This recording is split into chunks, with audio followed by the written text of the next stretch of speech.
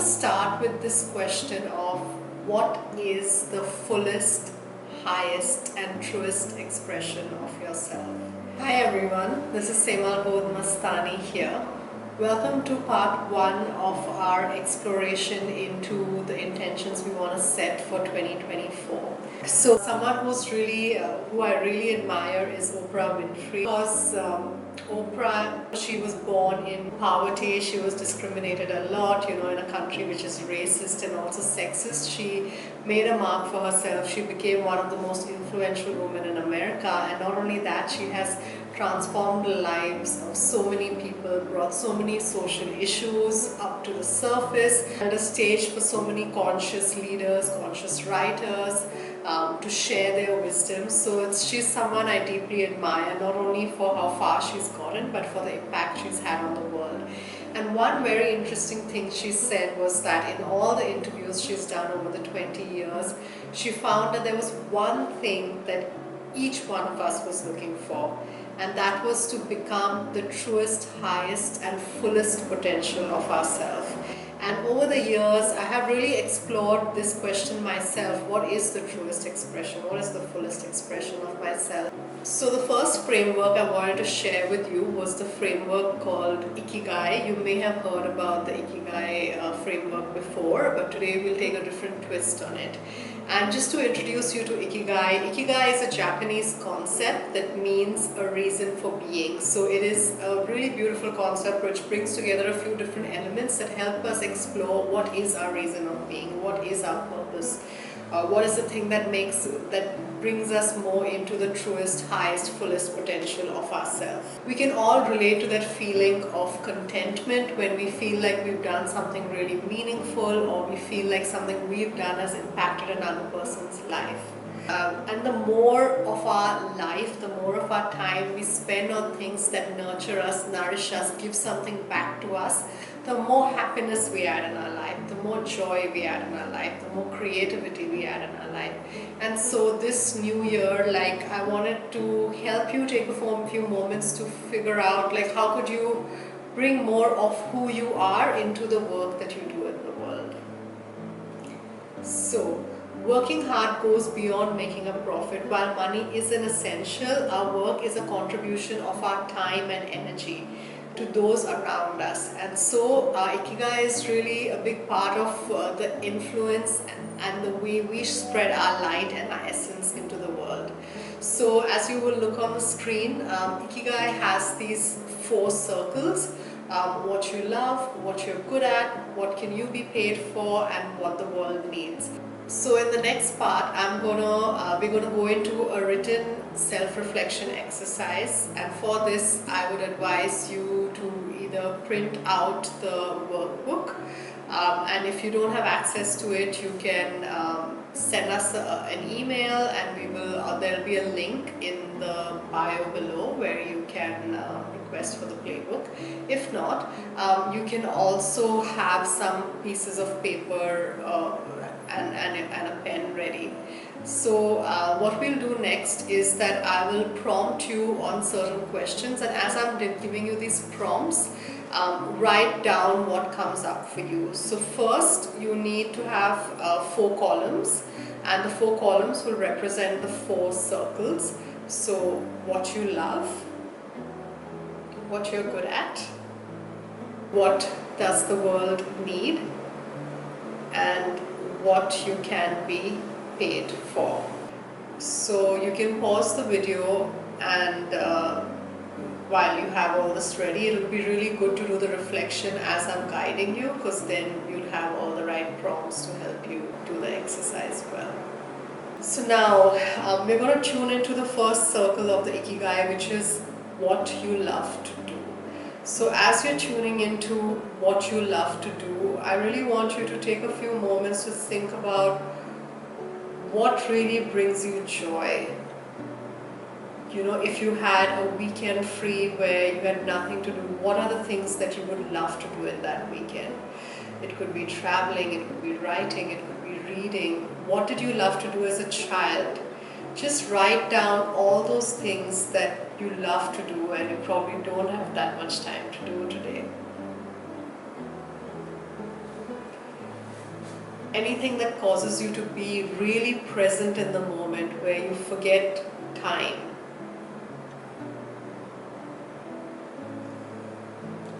What is that one thing that you look forward to in your calendar?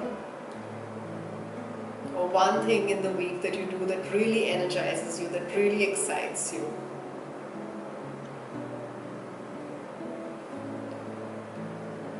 And if you could design your job without any restrictions, how would you like to spend your time? What would you like to put in it? You can also think about the environments that you thrive in. When do you get really excited? Is it with a good big group of people? Is it when you're hosting something, leading something? Is it when you're working alone? Is it when you're on the beach, in the hills? Is it when you're writing? When do you feel most excited? When do you feel like you're really making a change, that you're really growing, you're really giving in your best? Is it during a debate, during a game? Do you like working alone or working with a team? So just sitting with all these questions and putting down everything that makes your soul come alive, makes you come alive. So those are all the things we have around the what you love column. Next we go into the what you are good at column. So when you're going into what you're good at, think about what are the skills in your life that you've been really praised for. Something that you find it's so easy for you to do, but for others it takes them a little more time to do that. What are some of those things? What responsibilities at work do you take on because you feel like you're really good at them? What you're good at could also be skills that you've taken time to learn about, so what have you studied, what have you spent time studying? Those could be things that you're really good at. What are some of your skills that you've been noticed for throughout your career or with friends or in your family?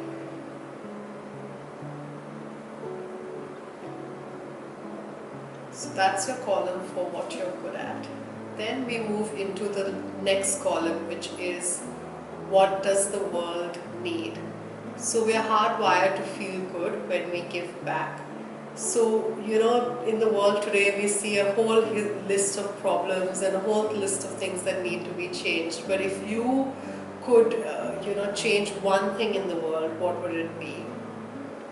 If you could create impact in one way, what would that way be? What is the field you would like to create impact in? What is the community you would like to create impact for?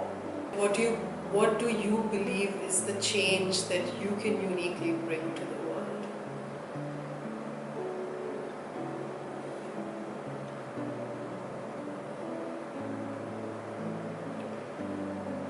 Also think about the times when you felt most proud of yourself. What were the things that you did for people at work or people at home that you felt really good about? Like you helped them in a particular way and you felt really good about that. What were some of those things?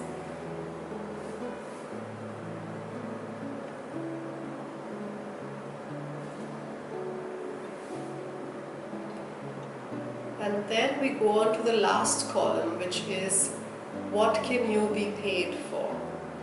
So this is quite a simple question, like what are the skills of yours that you find it very easy, like so maybe this is where you're working, what are the skills that you find are very marketable that you can easily be paid for, so or the skills that you're developing that you feel you could be paid for. So if you make a list of all of those.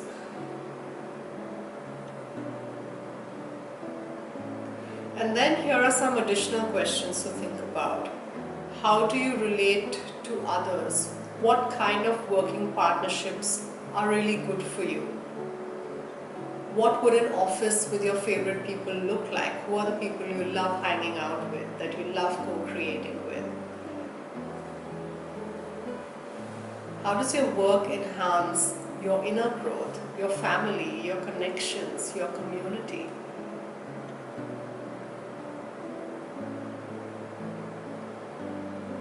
How would you like to make your relationships at work more meaningful? So here is just a whole list of questions that you can reflect on as you kind of fill the different parts of your Ikigai. So step 2, align, is where it gets really interesting, because here I'd like you to list down all the activities that you do on a daily or weekly basis. And so just thinking about what does your typical week involve, either at work or at home or you're studying. So what kind of activities are you doing? And then just put a yes or a no for the different circles of the Ikigai. So for example, here we have social media analysis. And then I say, okay, it's something that I love to do, yes. Something that I'm good at, no. Or not sure whether I'm good at it. What the world needs, no. Can be paid for, yes. And how much time do I spend on it every week? 3 hours. So this is a really interesting exercise, because what it helps us do is it helps us gauge where are we in our current level of Ikigai. Obviously not everything that we do is going to fit into something that we love or are good at or what the world needs, but what this helps us do is it at least helps us gauge where are we, and so it's an exercise which can really help you open your eyes into how is your life looking right now. So what I would suggest is that you pause the video, and before you pause it, just make a list of everything that you do in the week. And then think about how many hours do you spend on it, and then just ask yourself, is that something that you love to do? Is it something that you're good at? And if you're not sure, leave it blank, and if you feel a strong yes or a strong no, then you can put a strong yes or a no for it. And even like this is not only related to work, but it is also related to being at home. So if you're a parent, looking after your child, or cooking food, or doing the household chores, like that's something that we all spend time on each week. And it's just good to note, like, okay, do I love to do it, or do I, where is it in my Ikigai? Because it will all help you in the next exercise. So once you do the exercise, it'll be good to think about, how are you feeling with your current level of Ikigai? Do you have things in the week that you really love doing, that nourish you, that excite you?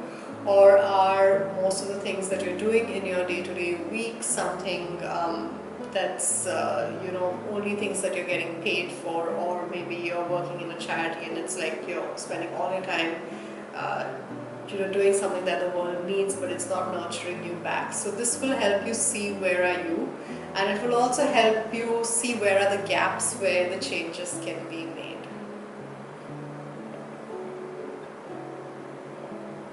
So that was step 2 of the Ikigai exercise. Then when we go to step 3, this is about committing to action. So step 3 about this exercise is about filling in the gaps. So first we have figured out what is the different circles of our Ikigai. Then we've kind of done a review of our life right now. Where are we on the different areas of the Ikigai?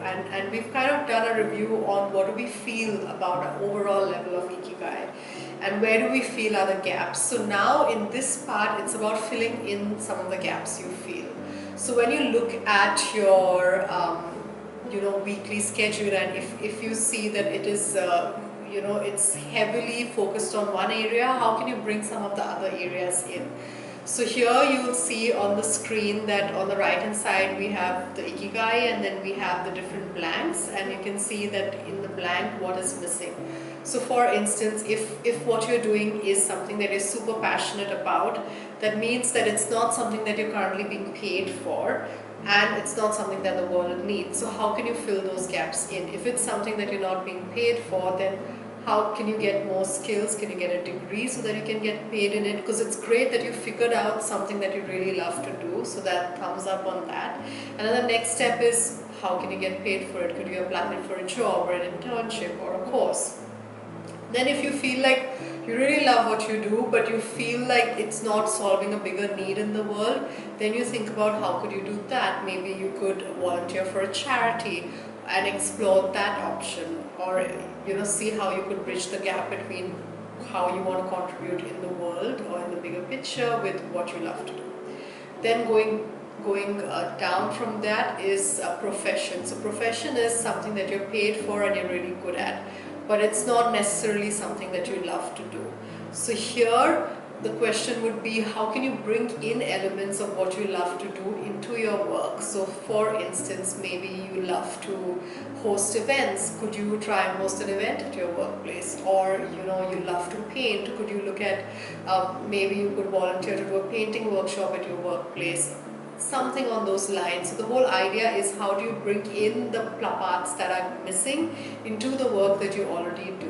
And that's why this is a powerful exercise, because it's not asking you to quit what you're doing, but it's almost asking you to bring in what you love to do into what you're already doing, so that you make your day-to-day life more fulfilling.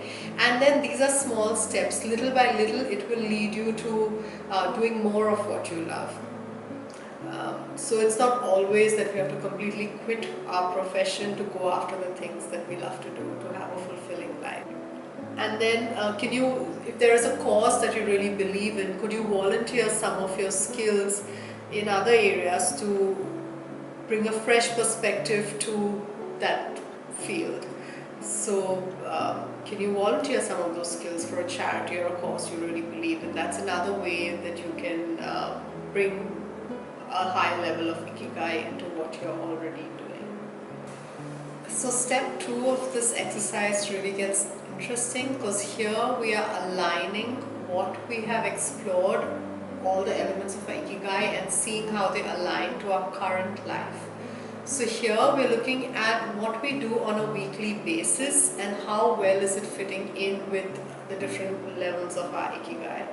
So on the screen you can see an example, which is the activity is social media analysis, and then for each of the columns you say a yes or a no towards whether it fits in, and if you're unsure, just leave it blank. So here I've said yes for it's what I love to do, it's no, I'm not sure if it's what the world needs, can it be paid for, yes, and how much time am I spending on it per week.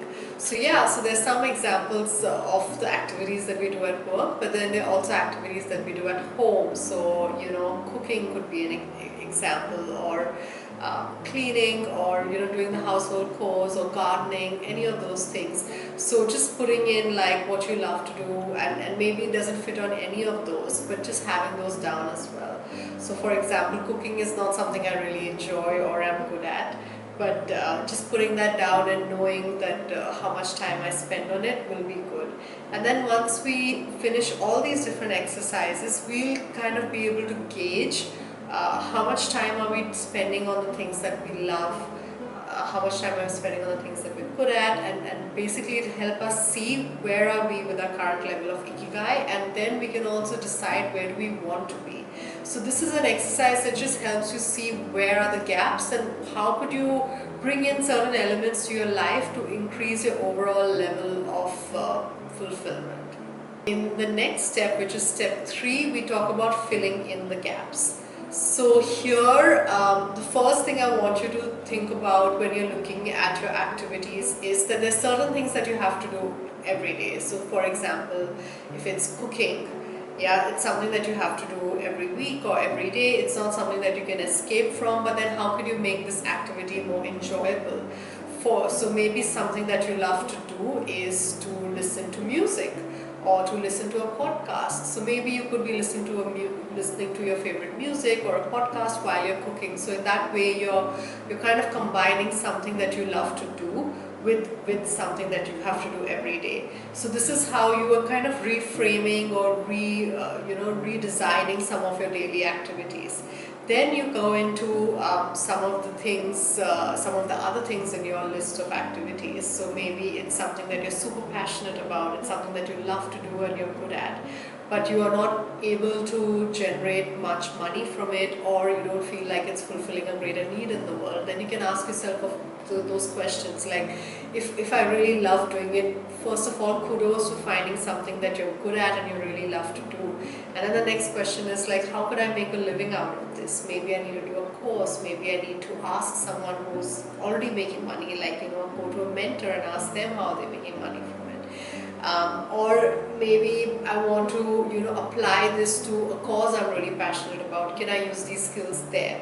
That's something that you can ask yourself, which will help you improve the overall level of your ikigai. The next thing below that is profession. So profession is something that you're really good at and it pays you well, but it's not something that you love to do. So how can you bring in elements of the things that you love to do into your work? Maybe you love yoga, maybe you can start offering yoga mindfulness classes at work. Or maybe you love managing events, or you love planning events, so maybe you can propose to manage an event for work. So these are again different ways where what's really beautiful about this approach is that it doesn't mean that you have to quit what you're doing to live a more fulfilling life, but it's about that middle way where you can bridge the life you want to where you are now by bringing in little aspects of what you would love to do into what you're doing already. And that's why I love this approach, because it can be applied for anyone. Anyone can use this. It doesn't need you to take drastic steps. The other thing is that if you're really good at something, like say you're an accountant, you're really good at accounts, it pays you well, but it's not feeling fulfilling for you. So then maybe you could look at how could you apply those accounting skills to a cause you really believe in. Or there is you really enjoy art, maybe you could go to an art gallery and give some accounting services there. So there are many ways that you could bridge it. You don't always have to find everything in the same place of work, but there are many different ways that you could bridge in and add to your ikigai, overall ikigai. So we talked about passion and profession. Then let's go on the mission. So mission is something that you love to do and the world needs, but you're not really getting paid for it. So how do you get better at your craft so that you can get paid for it? Are there particular areas of that field that you can specialize in? Maybe you can reach out to mentors in your field to explore new opportunities. These are all ideas to help you explore, like how do you want to use 2024? Where do you want to take your life, and how can you get support to take it in that direction? The last one here is a vocation. So vocation is something that pays you well and it's what the world needs, but it's not something that you are really passionate about. It's not what you love doing or what you're good at. So then how can you bring in those elements of what you love into the work that you're doing? So we talked about being creative. How can you bring those creative elements into your work? Or if you love managing events, or how can you bring that into your work? So these are all ways that you can fill in the gaps, and then slowly by slowly, but when you take one step towards a life that is more fulfilling, that makes you feel more alive, it opens up a lot more doors. So it's about taking those small steps, and then you feel like you're responsible for your life. You take the power back and create the life that you want. So I wanted to end with this quote by Oprah Winfrey, which I love. It says that the real question is, who are you? And what do you want to do with it? Everybody has a purpose. You need to figure out what that is for yourself. And when you align your personality with your purpose, nothing can touch you. Which is why I really like reflecting on the ikigai. And every year when you do this exercise, it will change. There will be other things that are more important to you. But it helps you step by step grow towards the fullest, highest expression of yourself. So with the inner reset at home tree, we're moving towards a new space, a new phase of our offerings, where we want to help bring in a new world of work. One where your inner guidance and consciousness directs what you do in the outer world. The world does not need more copycats, but it needs passionate people serving the world in a way that excites them, that fulfills them, and aligns with their true purpose. And so these series of videos are all being designed to help you do just that. I believe that today in the world we can be anything we want to be, from a writer to a photographer to an influencer to a trainer. There's so many possibilities open for us, but we need the guidance to be able to follow our dreams. We need the intuition to know what it is that we want to call in our life, and our effort through this channel is really to help you do that. So welcome to the future of work, where your being fuels your doing. We're not human doings, but we're human beings, and by aligning more to the things that make us feel more present, more happy, more alive, we are in a better state of being. And with us being in a better state of being, we impact the world around us by being a better human, by being a fuller human, by being a happier human. We give the good vibes around, and slowly we spread our essence, and slowly we create change in small ways. Our mission with providing all these videos is to give you the tools that will help you access your inner wisdom and figure out who are you at your natural best.